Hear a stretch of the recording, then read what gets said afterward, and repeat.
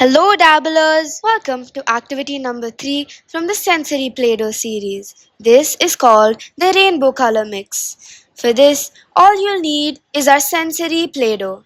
Here, we start off with our primary colors red, yellow, and blue.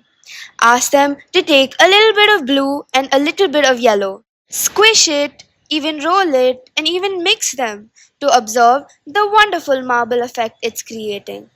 At the end, as the two colors have mixed, ask them what they see. Wow! Now it's become a beautiful green color. Do the same with red and yellow, which gives orange, red and blue, which gives purple.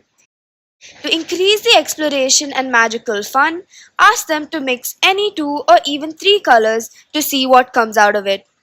Here, your child learns color theory, understanding primary and secondary color, and builds on their fine motor skills.